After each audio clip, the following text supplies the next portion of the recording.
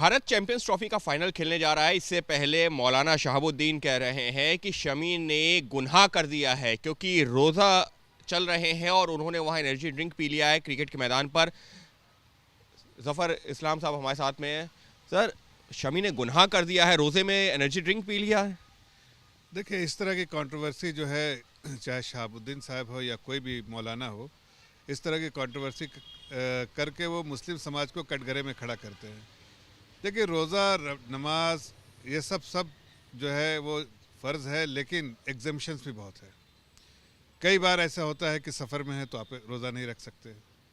अल्लाह ताला ने बहुत सारी छूट दी है, लेकिन इस तरह के जो धर्म को इस तरह से दिखाते हैं जैसे इसमें कोई छूट नहीं है, और शायद इसीलिए इन लोगों की बात से ही कई बार धर्म बदनाम भी होता है। मुझे लगता है कि शमी देश को रिप्रेजेंट कर रहे हैं।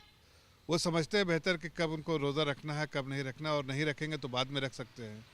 लेकिन इस तरह से ये कहना, ये कौन है कहने वाले कि वो गुनाह कर रहे हैं? सवाब और गुनाह ये सब तो ऊपर वाला देख रहा है। आप तो अपने बारे में फ़िक्र कीजिए भाई। और वो देश को रिप्रेजेंट कर रहे हैं, आप किसको रिप्रेजेंट कर रहे हैं?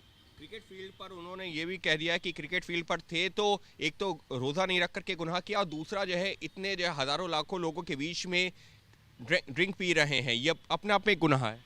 देखिए, जिस तरह की बातें कर रहे हैं उससे ऐसा समझ में आता है कि मौलाना वो बन गए हैं, लेकिन इल्म नहीं है। आलम दीन होना चाहिए ज़रूरी, इसलिए कि उसको पता रहता है कि इस्लाम जो है इतना रिजिड रिलीजन नहीं है और उसमें बहुत सारी फ्लेक्सिबिलिटी है। फिर भी अगर इस तरह की बात कर रहे हैं तो समझ में आता है कि वो अपने ज़ाती फ़ायदे के लिए बात कर रहे हैं, ना कि कौम को के फ़ायदे की बात कर रहे हैं।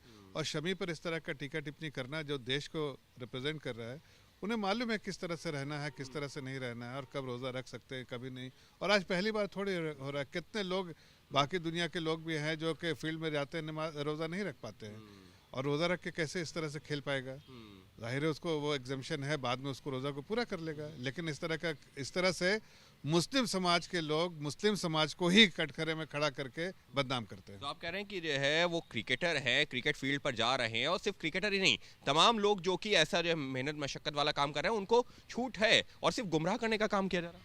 देखिए, इस तरह की टीका टिप्पणी से उनको ज़ाती फ़ायदा कुछ दो चार लोगों के वाहवाही मिल सकती है, लेकिन ना तो इस्लामिक एतबार से, और ना तो देश के एतबार से, और ना किसी और एतबार से, समाज के एतबार से कोई इसको या मुस्लिम समाज को कटघरे में खड़ा करने से उनको कोई फ़ायदा हो रहा है, बल्कि नुकसान होता है। बहुत फ्लेक्सिबिलिटी है और बहुत सारे पाबंदियां भी हैं, लेकिन बहुत फ्लेक्सिबिलिटी है। पाबंदी ये है कि भाई अगर आप बैठे हैं घर पे तो आप रखिए, लेकिन अगर आप अपने मुल्क को रिप्रेजेंट कर रहे हैं और उसमें दौड़ भाग करने वाली ज़रूरत है, प्रायर कमिटमेंट है आपका कभी, तो उसमें रोज़ा जायज़ नहीं, आप उसको बाद में रख सकते हैं।